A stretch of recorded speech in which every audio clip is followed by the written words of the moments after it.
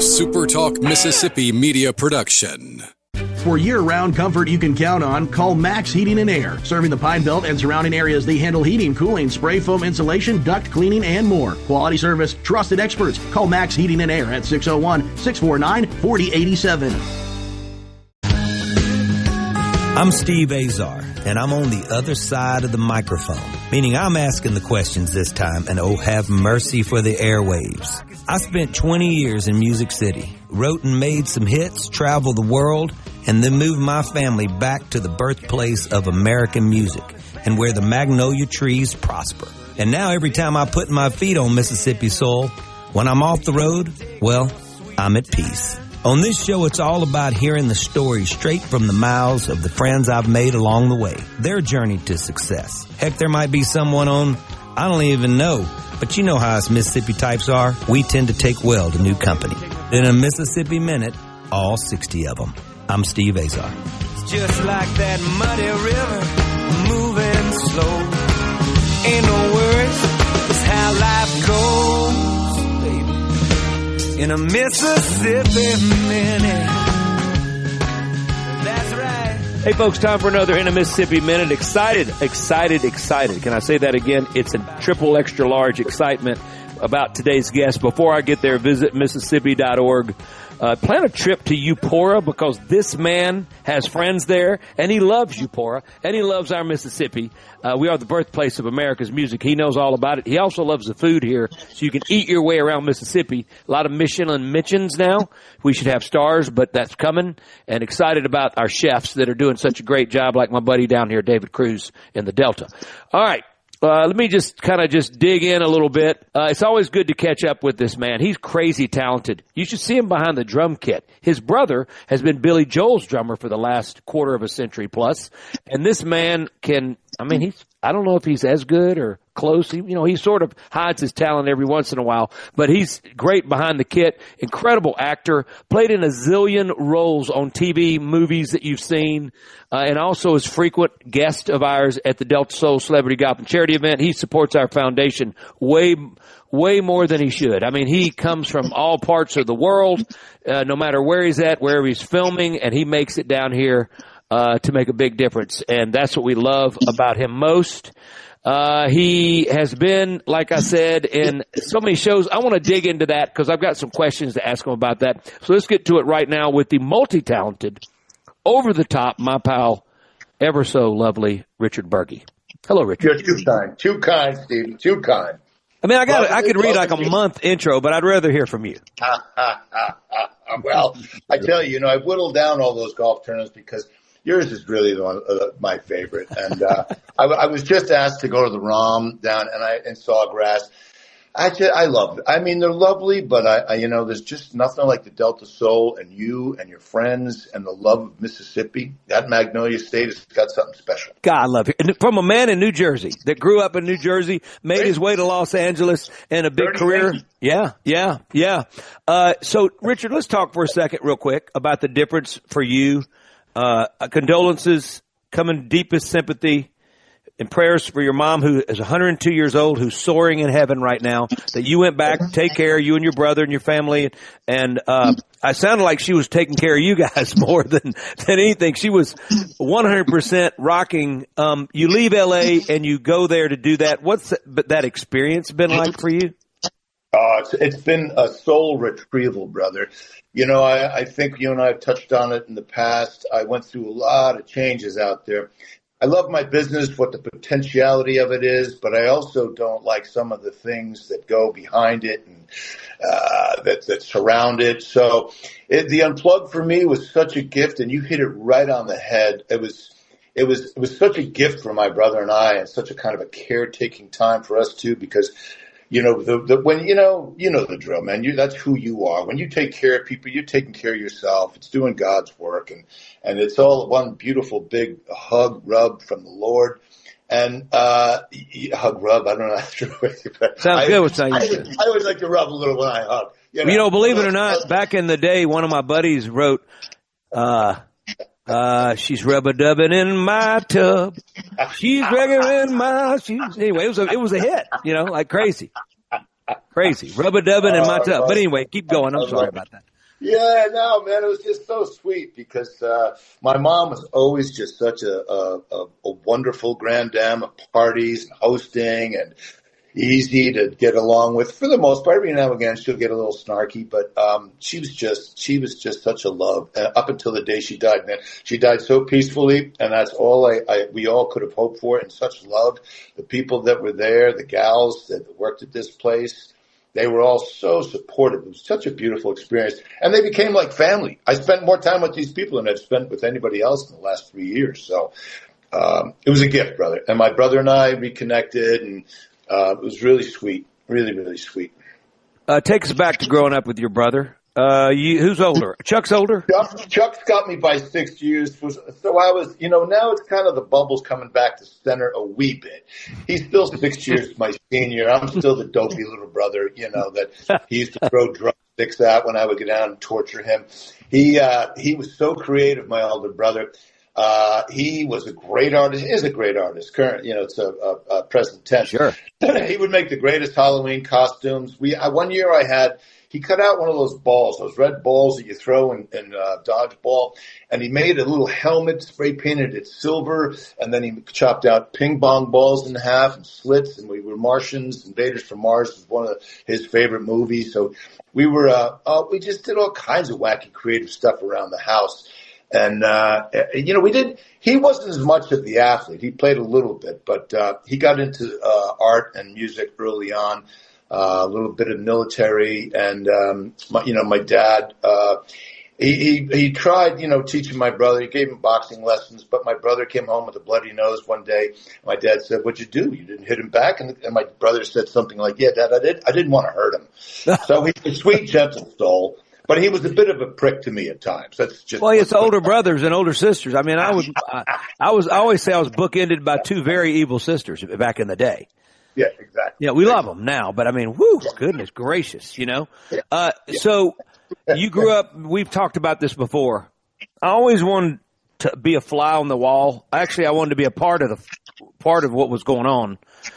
You guys are kids, you're growing up, and you've got Joe Walsh and you and your brother. I mean, I just can't get enough of you because I get a little bit more out of you each time I ask you about what it was truly like looking back at this incredible memory of you guys all jamming together in New Jersey and what would become of you guys in the entertainment business, all of you. And your dad was like the cornerstone to all of this and the catalyst. Yeah, he held down a real solid place of refuge for a lot of people. My Uncle Letty, he felt despondent and kind of was suicidal because his wife had left him. He was next door. He wasn't blood, but he was our Uncle Eddie. And my dad said, "You just go, pick up a guitar or pick up an instrument. I forget how he put it. Come over here. You're going to learn how to play and take your time. Put your attention on something bigger than you and greater than you." And then he would come over and they'd have, impromptu jam sessions. And another friend of my mom's that when she and her mom moved into this house, the guy whose parents owned the house, this wonderful Jewish family took my mom and mother in and her younger brother, and one of the kids played saxophone. So he would come over and we had this really interesting admixture, and we had this whole group of young kids one afternoon that turned out to be, Joe Walsh and a couple of his pals. And then Joe came in. My dad had invited them all in. But my dad was one of these, he was a military guy and, really into the athletic comportment around coaching. And you do this, you win that, it's cause and effect. And so Joe wanted to be a football player. My dad used to take him down to the park to throw passes for him. First, it started out in my side yard, which is how we all grew up, catching footballs and learning how to play. And then he went down to the park. But then Joe's mom came over and she smoked everybody, man. And as she did smoke, she would just dangle a cigarette and blow and talk, and it stuck to her lips, and she could talk. I see it now. They were like pros, The ash never falls. I remember. I had an Aunt Vic that was like that. Yeah. You know what? You're like my grandmother and my mom when they give us recipes, because I just got way more information than you've ever told me. I didn't know about Uncle Eddie. I didn't know about the park. And I knew about Joe, and I knew you talked about his big long hands and he loved to catch and all that. You were a quarterback growing up. Could he catch it? Oh yeah. But he had moved on from football long before I had played, and he stopped playing football in high school. I think he realized he didn't want to get smacked around, and maybe he did get smacked around a little bit, which kind of created the character that he is. But he didn't go on to any fame on the gridiron. Well, I survived a long night in Midtown after playing a show in Memphis when he was living there. And it is one of those times that, are you kidding me?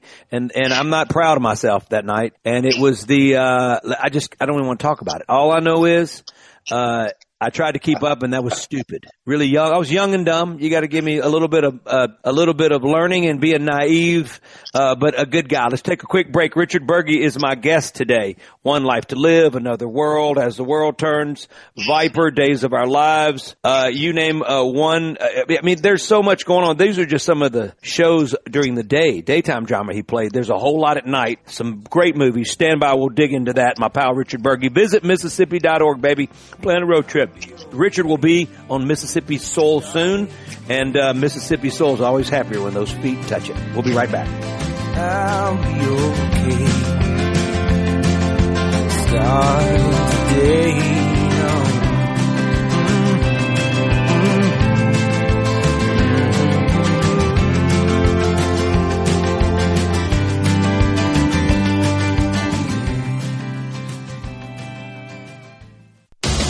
Hello.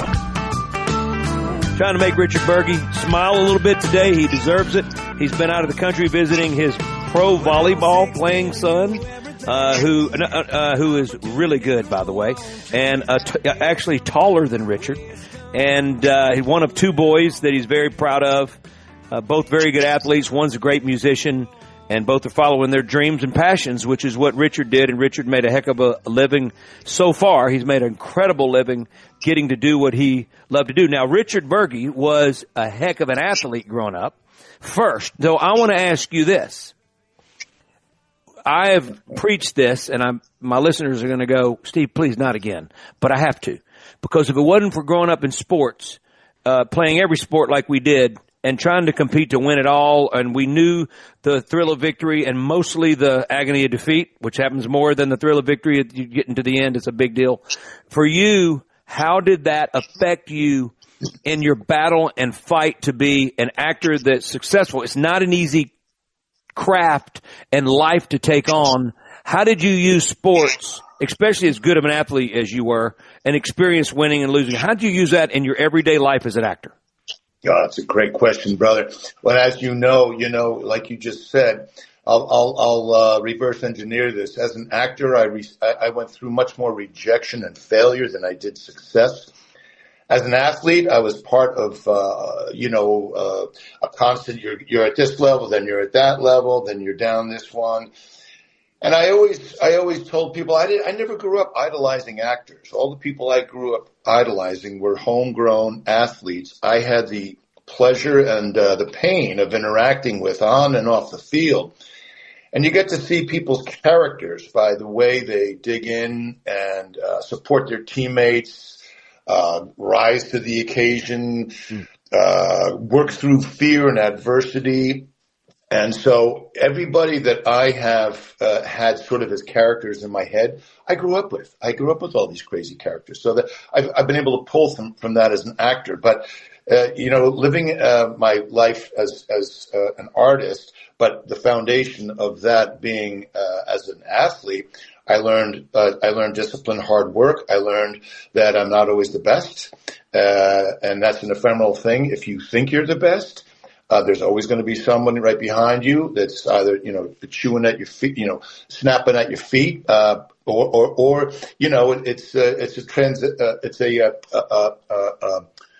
an ephemeral. There's another word I'm looking for. It's temporary. Everything is temporary, in terms of your success. So so grateful to have that. And I always had a difficult time when guys I worked with didn't play sports or come from something that had some sort of dynamic like the military, because I don't know. I just come from kind of a working class background. I was fortunate to be exposed to the arts, and I had a really interesting blend. So sports was always the foundation. It taught me humility. It taught me exaltation. It taught me it's all transactional insofar as what you put in it, you get out of it. Richard Burgie's my guest today, just to keep sort of celebrating the Centennial, the District, 24, Judging Amy, Desperate Housewives, Cellular, Fun with Dick and Jane. That movie was so cool. In Her Shoes, which was a chick flick, it says. Can you even say the word chick flick? Is that like politically correct? Rolls off my tongue pretty good. I don't know if you can say that anymore. If I said that to my kids, they would go, "Dad, you cannot say that. Call them chicks." I said, well, it's called a chick flick. It's what it's called. No, you cannot say that. You cannot say that. And they would give me a dissertation in a long text message that's about a mile long, especially my son Strack, about why that is not appropriate. Strack would correct you. Oh my God, I got no shot. No matter what my opinion is. Even if it's his opinion, I still get a lecture. I'm going like, wait a minute, I just said I'm on your side. So, I don't understand. How about with your boys? Obviously, our kids, they're very different. Everybody talks about, if you got 10 kids in a family or 2 kids, there's a big difference between every one of them. So for you raising your kids and now that you seem to have a really good, almost like a pal relationship with both of them. When I see you, in either country, because you have Canada, and one, Sweden. Switzerland. Switzerland, that's right. He's playing for a Swiss team. So when you're with them both, I feel like whatever groundwork you laid, Richard, has allowed you to become like best of friends now. It looks like y'all are like buddies growing up now. Am I wrong or? No, brother. That's quite astute. There were times we had our challenging moments, but, because my dad checked out early, I was a teenager. He was 56. He was 53 when he got cancer. And it took him 3 years to check out. So I made it a point, number one, to live in a place where if I'm not working, I want to be, in my downtime with my kids. So I spent a ton of time with them on the beach and up in the woods, where there's Laguna Beach where I raised them. It's got a beautiful open space. I would put them on the back of my bike, ride up the hill and go walk in the trails, look for the snakes and the birds and the coyotes and the whole thing. And so I spent a lot of time with them. I felt like I did a real good job with the groundwork because it was important to me. I love them, and I still do, man. I just did this great road trip. My younger son is so checked out around travel, and he's just such a beautiful soul. And it's hard, as you know, you got beautiful kids that it transitioning from father, parent to friend, I don't know, confidant, I don't know what to call it, but I really meditate and ask God for support and just being in an adult relationship with my kids and not parenting them anymore. Right. I need you to talk to Gwen about this, by the way, because Gwen, who your dear friend, buddy Gwen, the greatest of all time, way better than me. I know that. We know that. We know. But the bottom line is, she still. I'll catch her parenting, and she'll serve my kids. And I'm going like, I know, but so we, she's tough minded. She gets her way. The bottom line is, at the end of the day, they won't do what they do to what me. A shock. He gets their way. Yeah, they do. I get no way, and she gets all the way, which is the way it is, which is the way we roll. Okay, so I want to ask you like a challenging question for you. You take on every role with this vigor and excitement, but what's been like a true test for you, challenge-wise, that you look back and go, man, that was difficult, but I got it, and why? Well, my uncle is a deacon in the church, and his wife, could be sainted, my Aunt Dolores. And I did this show called Nip Tuck. And, Steve-O, I every now and again don't read the material ahead. I was at that place for quite a while where I would just get offers. So my manager called and said, "Hey, Bergie, you want to blah, blah, blah, do this episode?" "Sure, whatever." "Yeah, I'm in the yes game, bro. I'm in the yes game." I don't turn down work. I'm a blue collar cat. And so I did this gig. I show up, I read the script, and, "You want me to do what?" And so the cat, I think he's still around, Julian, I forget his name. Nice guy. They're all lovely. They were all lovely, good people. I had to, how should we say, I had to make love to an inanimate object, a couch, which required me having on a little cover-up garment. But my whole, how should we say, posterior was exposed. And I had to approximate a sexual act with a couch. And who wrote this? In that moment, what bozo wrote that? Never mind. Good God, my Uncle Bill, my Aunt Dee, they're going to watch this. I wasn't with my mother. She's fine. She's like, whatever. He's working. He's working. My uncle was a deacon, bro. So yeah. Yeah. No. Yeah, no. Wow. But you decided, so the money was good? Well, that kind of thing pays for braces or pays for a mortgage. That's why your sons love you so much. They know what you had to do at times to pay for braces. Yeah, you think people are like, "Well, you did this," and I was conscious about it, but it was okay. This is what I'm doing. This is who's paying my bills this week, and that that was a little question.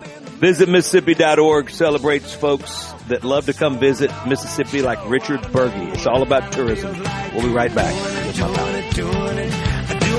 Doing it right. I saw the light. Sun came up in the middle of the night. Been doing it wrong for so long. I sure ought to know what it finally feels like. I sure ought to know what it finally feels like. I sure ought to know what it finally feels like. You've been doing it.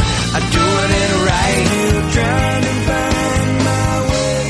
Up to $20,000 available for first-time home buyers. Hey folks, Steve Azar here. Helping is the heart of our friends at Guarantee Bank. They offer programs like the Home Buyer Equity Leverage Partnership Grant that can assist qualified first-time home buyers with up to $20,000 towards down payment and provide home ownership counseling to empower you on your journey. These funds are first come, first served. Learn more about this program and to apply now, go to gbtonline.com. Guarantee Bank, member FDIC.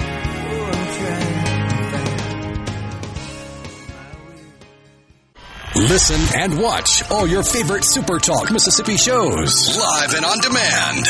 Listen to tons of music. Plus, get the latest breaking news from across the state with the SuperTalk Mississippi app. The SuperTalk Mississippi app. Download the SuperTalk app on your iPhone or Android device now for free. Just search SuperTalk Mississippi in your app store on your mobile device to get everything Mississippi all in one place. The SuperTalk Mississippi app. Get it now. From theSebro.com. In a Mississippi Minute with Steve Azar, right here on SuperTalk Mississippi. We're in cold water. We are rocking to the third segment. It's always sad when I get toward the back half of the show, and I love my guest so much. I mean, he has been a big part of my friend pool for a number of years. We met at the Frank Sinatra many years ago. I always talk about it on number 12 T-Box. And we have been fast friends ever since. I respect this man, and I don't care what color red he turns right now, but one of the great ones in my life that I've gotten to know and meet. Everything about him is just special, and it's easy to become friends with someone as gracious and giving and kind and athletic, I got to tell you, and as talented as this man right here. So I like to be around it just to rub off on me a little bit so I can try to get better at what the heck I do. Visit Mississippi.org. Such great folks over there. $44 billion came into Mississippi last year through tourism. That means people coming to visit, and that is a huge number, and it's only getting better. We love it. Come visit and then stay here. We'll take you. Richard Berge is my guest today, and he is red right now. Look at that tin of red you got going. That's nice that I got you all blushed out and everything. All right, I want to talk about Point Pleasant. and your role there. I like to kind of go back, everyone, Judging Amy. Point Pleasant was like in the early 2000s. I remember, this is before I knew who you were. I always saw you, but when I saw you on T-Box, I said, I know that guy, like I know you. And so what was your role there? And did it last a couple years? You did something? What was it? Well, let me just back this up a second here, partner. Yeah. You are one of the finest men I've met. There's no reason for me to blow smoke up your kilt. Come on. You dig? You know that you have shepherded these three crazy individual kids. You and Gwen have this incredible relationship. I tell you, I think about you so often because I'm just not good at it. But I see people like you, and I have hope. And your heart and the love you have for the Magnolia State, the great Magnolia State, is just the causes. It's beautiful. So that being said, that's enough smoke blown up your kilt. I took this great job. Actually, I auditioned for Desperate Housewives, a show that was just starting to which you were on. I was on it, but this was like in the beginning. And I went, I saw the director and the writer, and they were going at it, and I thought, great concept. I read originally for The Plumber. And then my manager at the time had said, I think they've got this guy who was on a contract for ABC. They still have him on a contract. I think they want him in first position. They said, we got another thing. Maybe you should go south. And I said, good, perfect. Because I'd rather go down to San Diego, which is where we filmed, Point Pleasant, because there were some great surf spots. I would always go north to go to LA, but to drive south, go through Pendleton, go through Oceanside and Carlsbad, all these great surf spots. Carlsbad, you stop and play and get fitted for a good set of golf clubs. Are you kidding? Oh, yeah, there's some great places down there. Yeah, Torrey Pines. So, yes, I had a great time on Point Pleasant working in San Diego. Great show. All right. Tell me your greatest work that you've really, really loved doing that you could not have lived without. Like it was a role that just you sunk your teeth into and you really enjoyed the cast. Everything about it. The Sentinel was such an amazing job, and it was interesting. I was the Sentinel, and I was sort of the centerpiece of it. But it was just such a great group, top to bottom, from the crew. Living in Vancouver, I had such an incredible experience there. But it's hard. It's hard carrying a show. I'm really. I think I'm more accustomed and organized in my system to just being a supporting actor. But that was an amazing experience. Right. How long were you on that show? It was 4 years. Wow. And you were in Vancouver. So take us through the process of you got to leave home, you got to leave your family. And it's not like you're leaving like with me. I go away for 4 or 5 days or maybe 10 and I come back off the road and go just repack, hug everybody, redo this and I'm back at it. At least I got to come back and forth. What was that like? You're Vancouver above Seattle. And obviously they have tax credits up there, things a little cheaper to make. I know that was sort of the deal. But what was your like for 4 years? What was your there and back home like? Well, my wife, at the time, God love her, we're still close, and she had gone through a lot. We were starting a family, and she was trying to head back and forth, and we had our own little spot, and I was working tons of hours. So she was. I realize now how difficult it was because I was so consumed by this whole deal. But, because when I go to work, I want to know top to bottom everybody, and I want to bring it in as a family because that's how I grew up in the big jam session, bring everybody in, get to know them, expand the circle. And bring everybody into the mix. And, and I probably didn't do a good enough job at home because I was so sucked into work. But my son was born there. I still have great friends there. And it's hard being, at the tip of the spear of a TV show because there's a lot of pressure and look, it's really small potatoes compared to a lot of things, but, it has its plus and minuses. It was amazing. I loved it. Absolutely. Well, you have you said something that was important. You're trying to get to know everybody you're working with. It becomes like you're juggling two families because you're supporting your family with this family that you need to, and your show's successful and, it's consuming. So I'm trying to understand.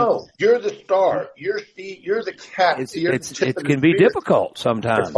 Yeah, it's very hard. And I look back, and it's almost like luck that you get through the stuff and then I think about our military. So one visit at Walter Reed cured me of anything that, I'm sad because I'm gone 20 days and I'm back. One visit there was a game changer of my life. It was like going to St. Jude the first time in your life, and then you're going to Walter Reed. Totally different. St. Jude, you walk out of this hospital like you're going like, how come I feel? They're like the blues. It's so painful, but you walk out and you go, there's hope here. Like the kids make you feel they're hopeful. And I know that, there's some really sick kids at the time in there, but the ones that you see are like, they've been through it and they're coming back on the other side, and you see the success rate.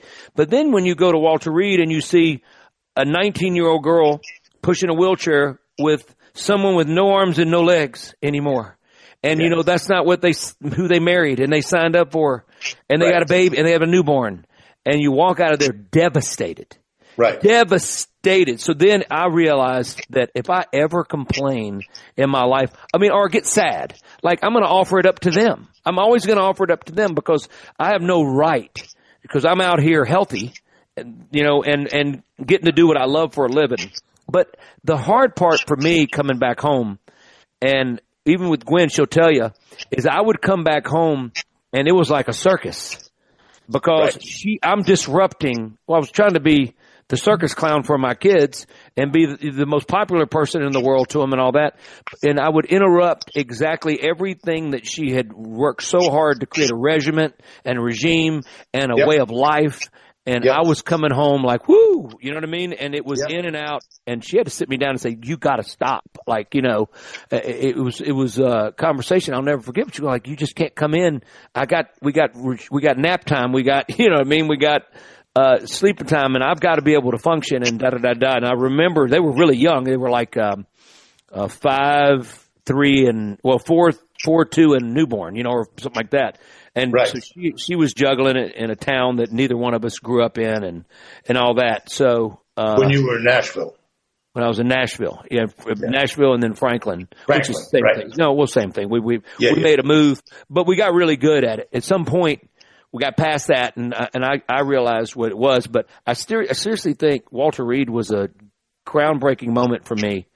The first visit, and the second visit, same thing. Oh, bro. Very inspiring. I know the various things that we've been involved in because we can in our position. But what I was alluding to before was just the pressure like you have, because you're such a sweet, loving, caring guy. You're always caring for whatever band you're in and all the people that are behind the band. And then you're like the big. Well, but so are you. You're responsible for all these people, and you know that you got to bring it. Let's take a quick break. My pal Richard Berge, incredible actor, incredible drummer. He's going to be playing drums at the Delta Soul. That's what we do here. Visit Mississippi.org. So grateful for everything that they contribute to our state. Follow the Blues Trail markers. You're going to end up in Liverpool, as I say. We were there when we left one for Beatles Invasion. We'll be right back.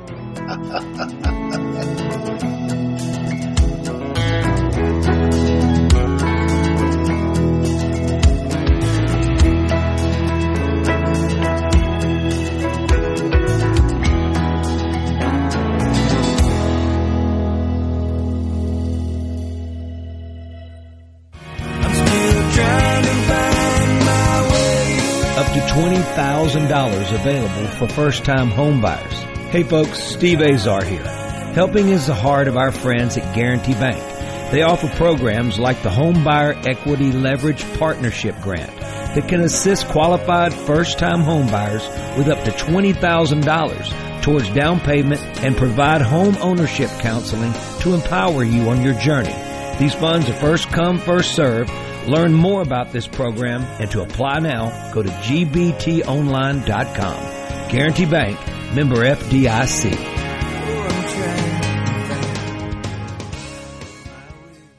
Your next customer is searching online right now. Will they find you or your competitor? If your website is outdated, slow, or hard to use on a phone, you could be losing business every day. SuperTalk Mississippi Media builds sharp, mobile-friendly websites that look great and work even better, and they're more affordable than you might think. We can drive customers to your new website with powerful radio commercials and targeted digital ads on Facebook, Google, TikTok, Hulu, and more. Call SuperTalk Mississippi Media at 601-991-2305 or visit stmmdigital.com.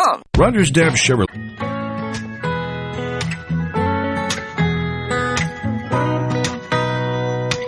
Fertile fields of flatlands and hills raised, bite anything, whatever a farmer can dream.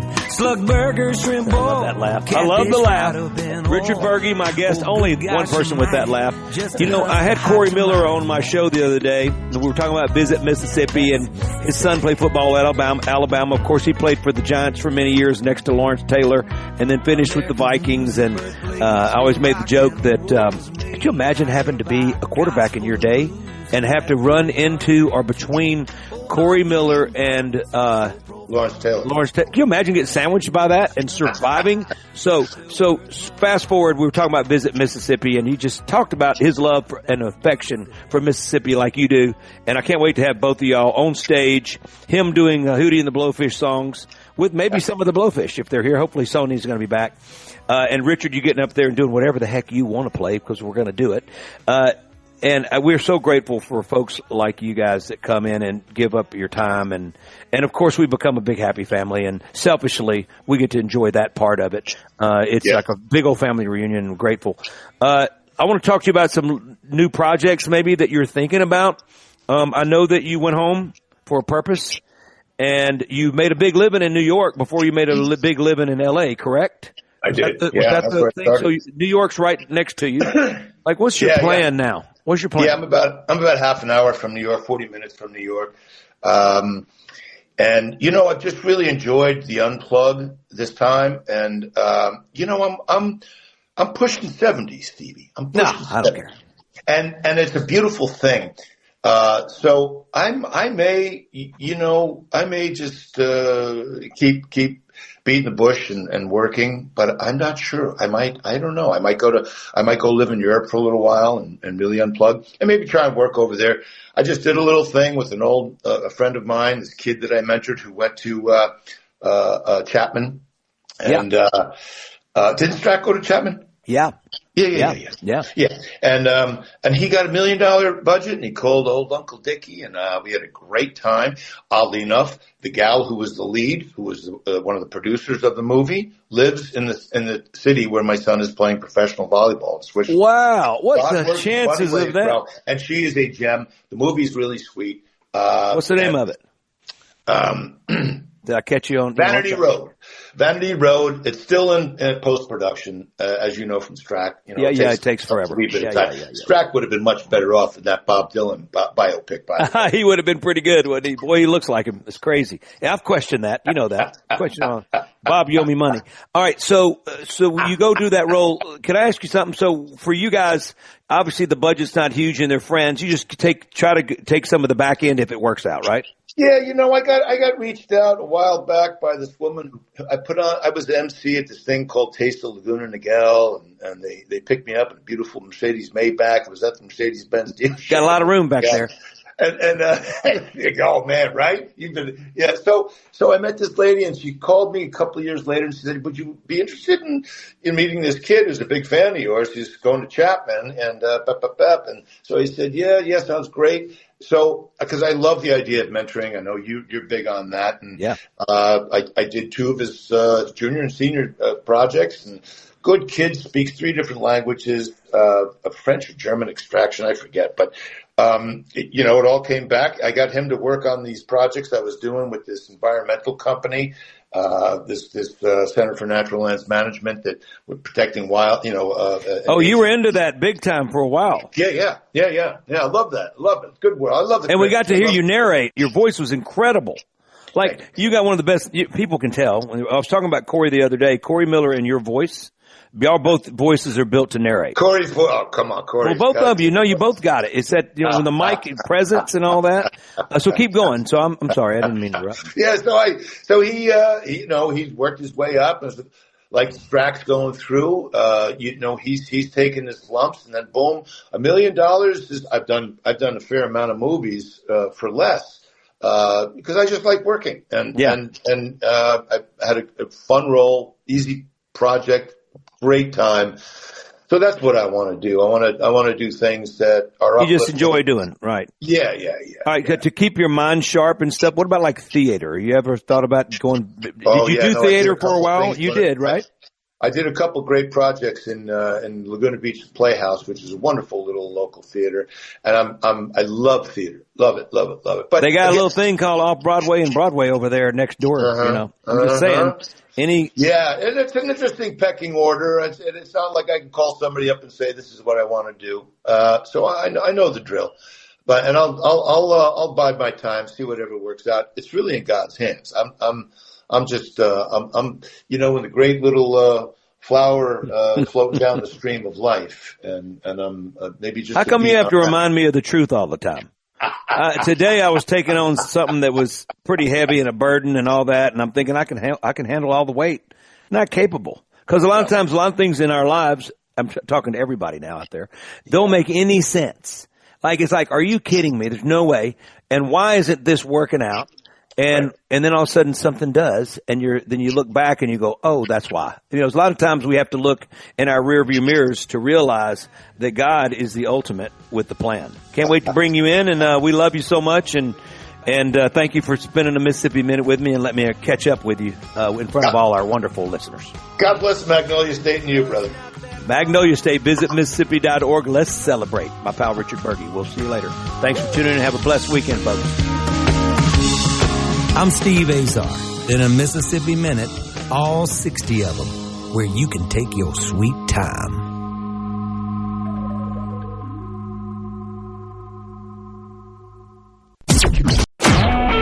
A SuperTalk Mississippi Media production.